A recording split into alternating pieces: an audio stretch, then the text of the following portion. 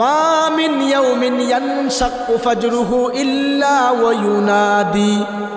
প্রত্যেক দিন যখন সকাল হয়, দিন মানুষকে দেখে দেখে বলে, ইয়াবনা আদম, হে আদম সন্তান, আনা খালকুন জাদিদ, আমি হলাম এক নতুন সৃষ্টি।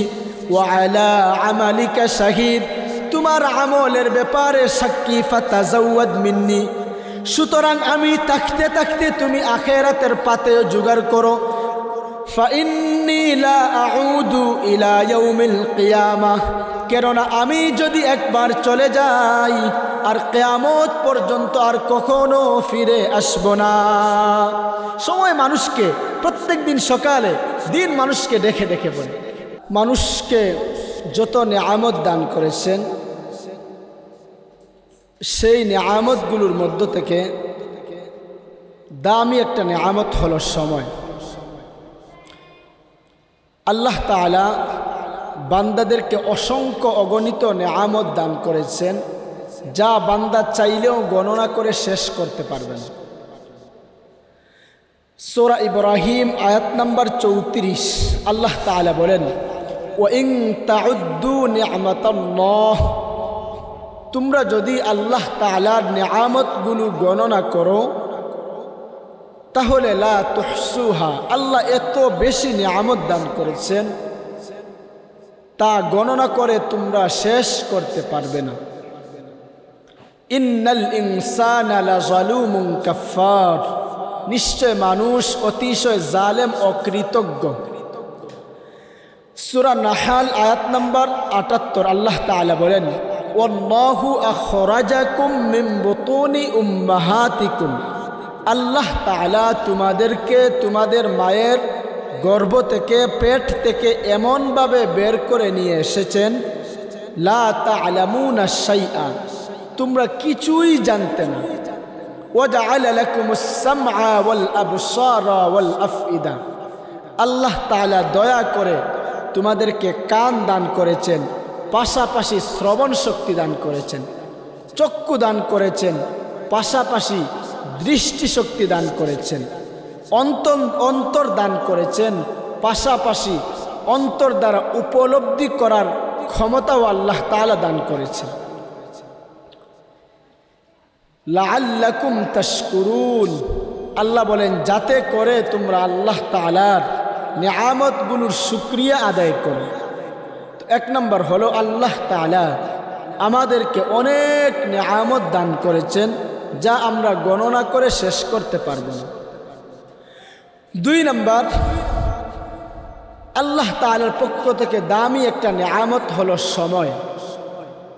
সহিহ বুখারী শরীফের 6412 নম্বর হাদিস, এই হাদিস বর্ণনা করেছেন ইবনে আব্বাস রাদিয়াল্লাহু আনহুমা। তিনি বলেন, নবীজি সাল্লাল্লাহু আলাইহি ওয়াসাল্লাম বলেছেন, নি'মাতানি মাগবুনুন ফীহিমা কাসীরুম মিনান নাস, দুটি নিয়ামত এমন আছে যে দুটি নিয়ামতের ব্যাপারে অধিকাংশ মানুষ গাফেল, উদাসীন, অমনোযোগী, মূল্যায়ন করতে চায় না।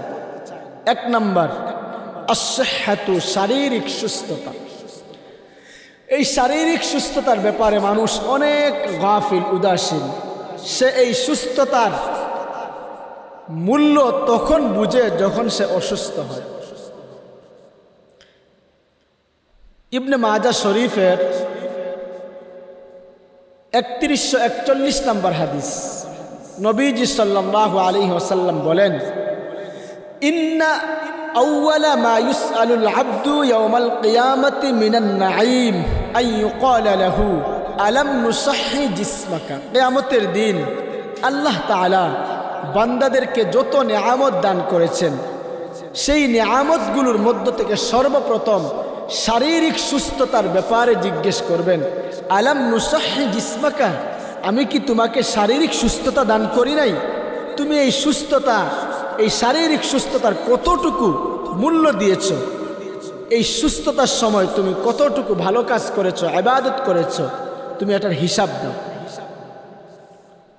একজন দিনদার, পরহেজগার, মুত্তাকি ব্যক্তির জন্য ধন সম্পদ বেশি হওয়ার চাইতে শরীর সুস্থ থাকা অনেক জরুরি।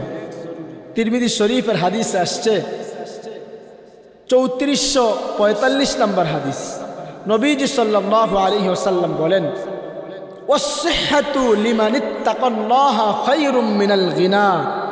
যে ব্যক্তি আল্লাহকে ভয় করে চলে, আল্লাহকে ভয় পায়, তার জন্য সম্পদ বেশি হওয়ার চাইতে তার শরীরটা সুস্থ থাকা অনেক জরুরি একটা বিষয়, তার জন্য কল্যাণকর বিষয়। কারণ হাদিসে আসছে, নবীজি সাল্লাল্লাহু আলাইহি ওয়াসাল্লাম বলেন, যে ব্যক্তি সুস্থতার সময় নেক আমল করবে, সে যখন বার্ধক্যে পৌঁছবে, অসুস্থ হবে, তখন সে সুস্থতার সময় যে আমলগুলো করত, অসুস্থ হওয়ার কারণে সেই আমলগুলো করতে পারে না। তো ফেরেশতারা আল্লাহকে জিজ্ঞেস করবেন যে, হে আল্লাহ, আপনার এই বান্দা তো সুস্থ অবস্থায় নেক আমল করত, এখন করতে পারতেছে না, তার আমল নামায় কি সওয়াব লিখব? তো আল্লাহ তাআলা বলবেন, আমার বান্দা সুস্থ অবস্থায় যেই আমলগুলো করত, এই আমলগুলোর সমপরিমাণ সওয়াব তোমরা তার আমল নামায় লিখে দাও। তো এক নাম্বার হলো শারীরিক সুস্থতা, এটা অনেক দামি একটা নিয়ামত। 2 নাম্বার, নবীজি বলেন অল ফারাগ, অবসরতা। অবসর সময় অনেক দামি একটা বিষয়, এই সময়টাকে কাজে লাগান। তো আমরা শুনলাম আল্লাহ তাআলার পক্ষ থেকে আমাদেরকে যে নিয়ামত দান করেছেন, তার মধ্য থেকে দামি একটা নিয়ামত হলো সময়। 3 নাম্বার, সময় এত দামি নিয়ামত যে আল্লাহ তাআলা জায়গায় জায়গায় সময়ের ব্যাপারে শপথ করেছেন, কসম করেছেন। যেমন আল্লাহ তাআলা সূরা ফাজরের মধ্যে বলেন, ওয়াল ফাজর, শপথ ফজরের সময়ের, ওয়ালায়ালিন আশর, শপথ 10 রাতের।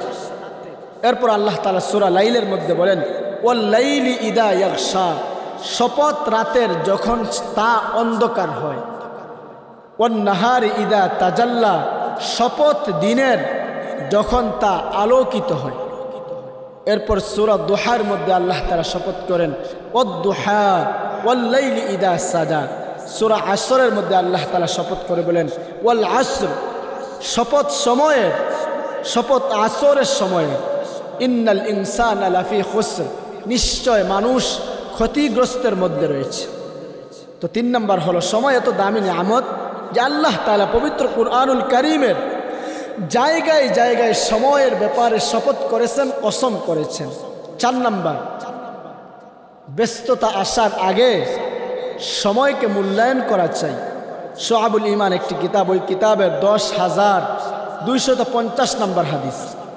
এই হাদিস বর্ণনা করেছেন আমর ইবনু মাইমুন আল আউদি। তিনি বলেন, নবীজি সাল্লাল্লাহু আলাইহি ওয়াসাল্লাম এক ব্যক্তিকে উপদেশ দিতে গিয়ে বলেন, ইগতানিম খামসান ক্বাবলা খামস, তুমি 5টি জিনিস আসার আগে আগে 5টি জিনিসের মূল্যায়ন করবা। শাবাবাকা ক্বাবলা হারামিক, তোমার যৌবনকে মূল্যায়ন করবা বার্ধক্য আসার আগে। ওয়াসিহ্হাতাকা ক্বাবলা সাকামিক, সুস্থতাকে মূল্যায়ন করবা অসুস্থ হওয়ার আগে। ওয়াগিনাকা ক্বাবলা ফাকরিক, ধনাঢ্যতাকে মূল্যায়ন করবা দারিদ্রতা আসার আগে। ওয়াফারাগাকা ক্বাবলা শুগলিক, অবসর সময়কে মূল্যায়ন করবা ব্যস্ততা আসার আগে। ওয়াহায়াতাকা ক্বাবলা মাউতিক, হায়াতের জীবনকে তুমি মূল্যায়ন করবা মৌত আসার আগে আগে। তো নবী যে হাদিসে 5টি জিনিসকে মূল্যায়ন করার কথা বলেছেন। 4 নাম্বার হলো ওয়াফারাগাকা ক্বাবলা শুগলিক, অবসর সময়কে তুমি মূল্যায়ন করবা ব্যস্ততা আসার আগে। তো 4 নাম্বার হলো অবসর সময়কে মূল্যায়ন করা চাই ব্যস্ততা আসার আগে। 5 নাম্বার, সময় এমন একটা দামি নিয়ামত যা একবার চলে গেলে আর কখনো ফিরে আসবে না। কিমাতুজ জামান ইনদাল উলামা একটি কিতাব, ওই কিতাবে একটি হাদিস এসেছে, নবীজি সাল্লাল্লাহু আলাইহি ওয়াসাল্লাম বলেন, মা মিন ইয়াউমিন ইয়ানশাক্কু ফাজরুহু ইল্লা ওয়া ইউনাদি, প্রত্যেক দিন যখন সকাল হয় দিন মানুষকে দেখে দেখে বলে, ইয়াবনা আদম, হে আদম সন্তান, আনা খালকুন জাদিদ, আমি হলাম এক নতুন সৃষ্টি। ওয়া আলা আমালিকা শাহিদ, তোমার আমলের ব্যাপারে সাক্ষী, ফাতাজাওয়াদ মিন্নি, সুতরাং আমি থাকতে থাকতে তুমি আখিরাতের পাতেও জোগাড় করো।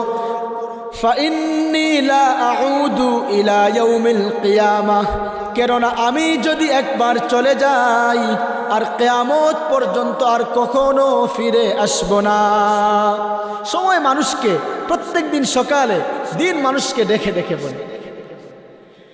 কানজুল উম্মাল একটি কিতাব, ওই কিতাবের 15 নম্বর খণ্ড 1220 নম্বর পৃষ্ঠা, এই পৃষ্ঠায় একটি হাদিস এসেছে। قال رسول الله صلى الله عليه وسلم, আল্লাহর রাসূল বলেন, মা মিন ইয়াউমিন ইয়ানশাক্কু ফাজরুহু ইল্লা ওয়া ইউনাদি, মা মিন ইয়াউমিন তালাআত শামসুহু ইল্লা ইয়াকুল, প্রত্যেক দিন যখন সকাল হয়, সূর্য উদিত হয়, ওই সূর্য উদিত হওয়ার সময় দিন মানুষকে দেখে দেখে বলে, মান ইসতাতাআ আন ইয়া'মালা ফিয়া খায়রান ফালইয়া'মালহু, যে ব্যক্তি আমি দিন থাকতে থাকতে নেক আমল করতে চাই সে যেন করে নেয়। ফাইন্নী গায়রু মুকাররানিন আলাইকুম আবাদা, কেননা আমি যদি একবার চলে যাই আর কখনো আর জিন্দেগিতে ফিরে আসব না। দিন বলে আমি দিন থাকতে থাকতে তোমরা নেক আমল করে নাও, আখিরাতের পাতেও জোগাড় করো, আমি যদি একবার চলে যাই আর কখনো আমি ফিরে আসব না। তো 5 নাম্বার হলো, সময় একবার চলে গেলে তা আর কখনো ফিরে আসে না। 6 নাম্বার, কিয়ামতের দিন আল্লাহ তাআলা বান্দাদেরকে সময়ের ব্যাপারে জিজ্ঞেস করবে। তিরমিজি শরীফের হাদিস, নবীজি সাল্লাল্লাহু আলাইহি ওয়াসাল্লাম বলেন, লা তাজুলু কদামা ইবনি আদম ইয়াউমাল কিয়ামাহ হাত্তা ইউসআলা আন খামস, নবীজি বলেন কিয়ামতের দিন আদম সন্তান 5টি প্রশ্নের জবাব দেওয়া ব্যতীত সে তার 2 পা সরাতে পারবে না। 5টি প্রশ্নের সম্মুখীন প্রত্যেকটা মানুষের হতে হবে। 5টি প্রশ্নের জবাব না দেওয়া পর্যন্ত কেউ তার পা সরাতে পারবে না। আল্লাহ তাআলা জিজ্ঞেস করবেন, আন উমরিহি ফিমা আফনা, তোমার জীবন তোমার যৌবন কোন পথে তুমি ব্যয় করেছো।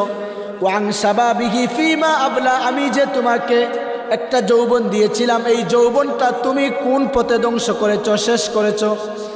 ওয়ান মালিহি মিন আইনা ইকতাসাবা, তুমি সম্পদ কিভাবে উপার্জন করেছো, হালাল পথে নাকি হারাম পথে।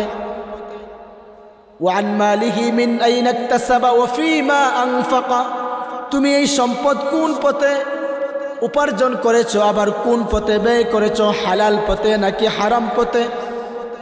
ওয়া মাযা আমিলা ফিমা আলিমা, তুমি যা কিছু জেনেছো তার উপর কতটুকু আমল করেছো, তুমি তার হিসাব দাও।